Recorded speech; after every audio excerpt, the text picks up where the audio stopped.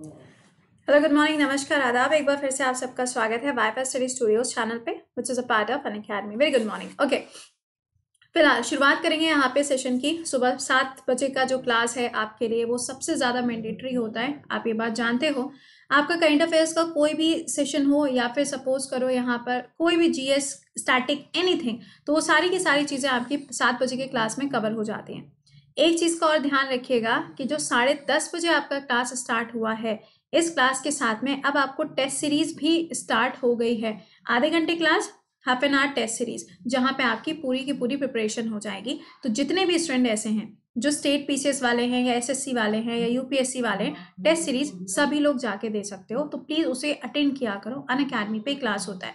दोपहर में 2 बजे भी आपको पता है कि अनअकैडमी पे क्लास रहता है। वेल, स्वदेश दर्शन 10:30 बजे, ये बिल्कुल एंड पे आ चुका है। और इस क्लास के जस्ट बाद में, यानी कि हाफ एन आवर क्लास और उसके बाद में जो हाफ एन आवर का टाइम होता है, उसमें आपके लिए टेस्ट सीरीज चल रही है। तो please do join that. Okay, दूसरा, आपको पता ही है कि ये सारे टॉपिक्स चल रहे हैं, तो आपका फुल लेंथ टेस्ट होगा आज, क्योंकि आपको भी पता है भाई, सेकेंड वाला जो आपका जो फेज है उसके पेपर शुरू हो चुके हैं। तो ऑब्वियस सी बात है कि एक टेस्ट तो बनता ही बनता है। तो ये टेस्ट आपका है दोपहर में 2 बजे।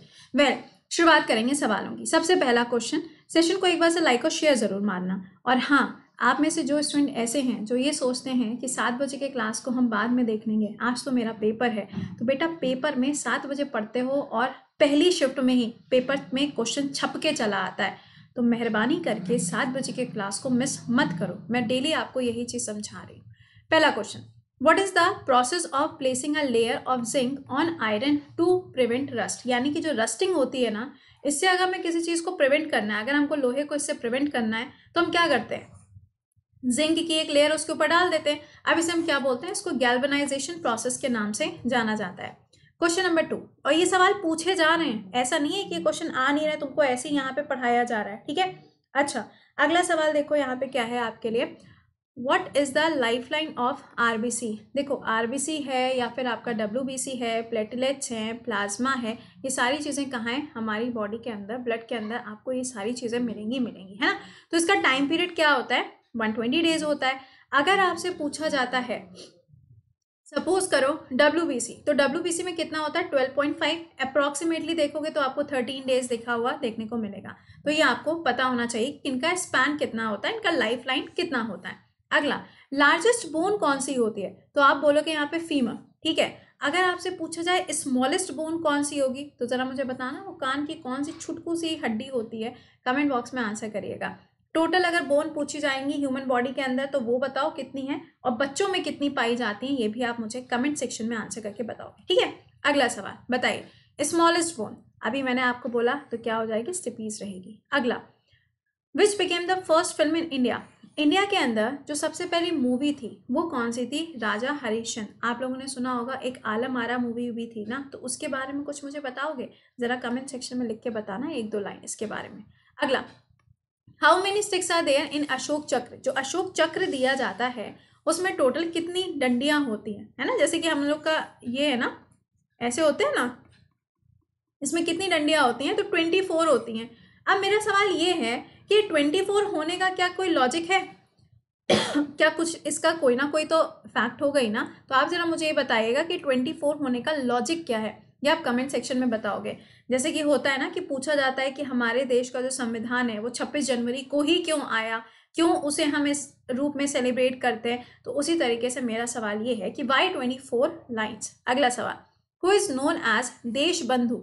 देश बंधु के नाम से किसको जाना जाता है, तो यहाँ पे चित्तरंजन दास जी को इस नाम से जाना जाता है। देखिए, कई बार क्या है, फ्रंटियर गांधी, या पूछा जाता है बांग्ला बंधु, ये कौन हो जाएंगे। तो ये आपको पता होने चाहिए कि किसका कौन सा निकनेम है ना। या फिर जैसे कि पूछा जाता है यहाँ पर महात्मा गांधी जी को और किसने कौन कौन से नामों से जाना है, या कौन सी उपाधि किसको मिली है, नाइटहुड की उपाधि किसकी थी, या केसरी हिंद की उपाधि किसके पास में थी। तो ये सब पढ़ लो एक बार से, ठीक है। हम तो पढ़ा ही रहे हैं, बट फिर भी पढ़ते जाओ।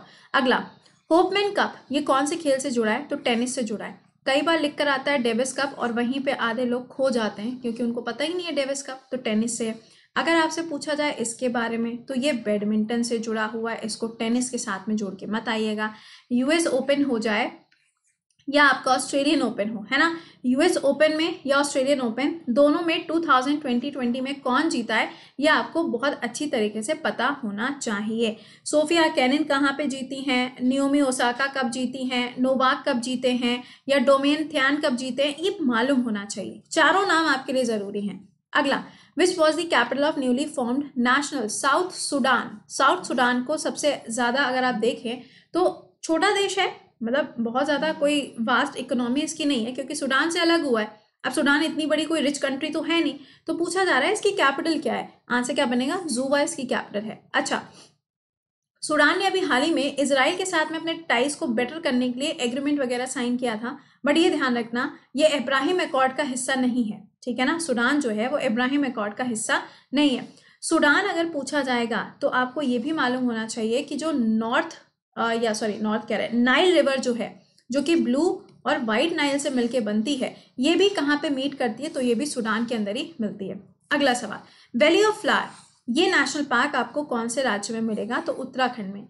उत्तराखंड के अंदर आपको जिम कॉर्बेट नेशनल पार्क भी देखने को मिलता है। और अगर सवाल में पूछा जाए कि जिम कॉर्बेट नेशनल पार्क जो है ये क्या भारत का सबसे पहला राष्ट्रीय उद्यान, कौन से प्रोजेक्ट के अंदर, प्रोजेक्ट टाइगर में। जी हाँ, बिल्कुल सही बात है। इसका पुराना नाम क्या हो जाएगा, हेलीज नेशनल पार्क। अगला सवाल, अर्थ डे हम कब मनाते हैं, 3 याद रखना, 22 तारीख। एक है 22, क्या मैं बताऊं या तुम लोग बताओगे, मार्च। एक हो जाएगा अप्रैल, और एक क्या हो जाएगा आपका यहाँ पर मार्च, अप्रैल एंड मई हो जाएगा, ठीक है।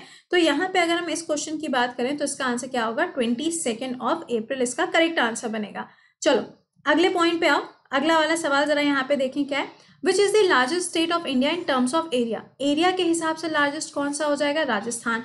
यूपी बहुत ज्यादा पूछा जाता है, तो आंसर क्या बनेगा यहाँ पे, यूपी का चौथा वाला इसका आंसर बनेगा, ठीक है ना। तो ये आपको याद रखना है, चौथा वाला स्टेट कौन सा है, यूपी है एरिया के हिसाब से। पॉपुलेशन के बेसिस से पूछा जाएगा तो क्या हो जाएगा, तो यूपी रहेगा। अगला, which is the capital of the federal territory of India, Daman and Diu की कैपिटल क्या हो जाएगी। देखो दमन एंड दीव और दादर नागर हवेली, अगर इन दोनों की बात करी जाए तो ये दोनों क्या हो जाएंगे, साथ में भी इनको मर्ज किया गया है। तो दादर नागर हवेली की अगर कैपिटल पूछी जाएगी तो क्या थी, सिलवासा। लेकिन दोनों के मर्जर होने के बाद दादर नागर हवेली और इसके साथ में जो आपका ये है दमन एंड दीव, तो आपको आंसर क्या करना पड़ेगा कि इन दोनों के मर्जर के बाद में कैपिटल क्या बन गई है, दमन बन गई है। भारत में कुल कितने यहाँ पे यूटी हो गए हैं, 8 हो गए हैं, ठीक है। अगला सुनो, विच 2 oceans connect the Panama canal.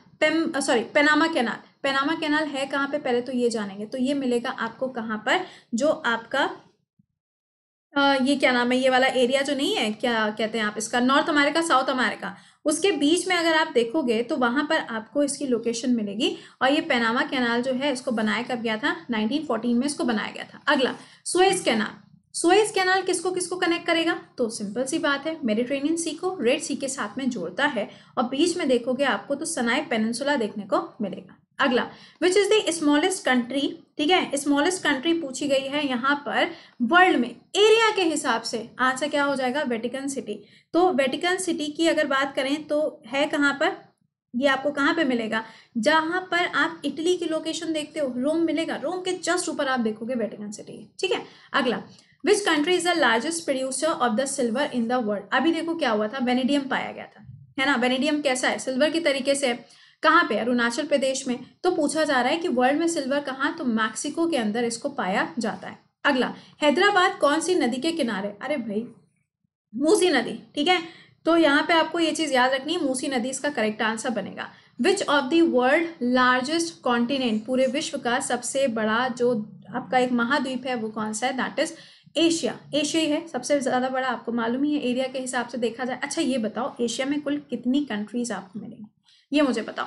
अगला, who decides whether a bill is a money bill और नॉट। कोई भी बिल जो है वो मनी बिल है कि नहीं है, कौन डिसाइड करता है, स्पीकर डिसाइड करता है, सिंपल सी बात है। और स्पीकर के लिए आर्टिकल नंबर अगर आपसे पूछा जाएगा तो 93 आपको आर्टिकल नंबर भी याद रखना है, ठीक है। तो यहाँ पर आपसे अगर कोई भी क्वेश्चन बनेगा तो उसको हम यहाँ पे और क्या क्या क्वेश्चन हो सकते हैं वो आपको यहाँ पढ़ाए जाते हैं। और हाँ, सफलता बैच देखो भाई, 26 जनवरी से आपका नया बैच स्टार्ट होने जा रहा है। अगर अभी तक आपने ज्वाइन नहीं किया है तो आप ज्वाइन कर लो, क्योंकि इसके अमाउंट जो है वो कभी भी इंक्रीज हो सकते हैं। कोड क्या यूज़ करोगे, प्रति 10 आपको कोड यूज़ करना है, जिसमें जीएस के सारे सब्जेक्ट्स हम आपको पढ़ाएंगे। बाकी मैथ, इंग्लिश और रीजनिंग आप किसी भी एजुकेटर से पढ़ सकते हो, जो भी आपको पसंद है उससे, ठीक है।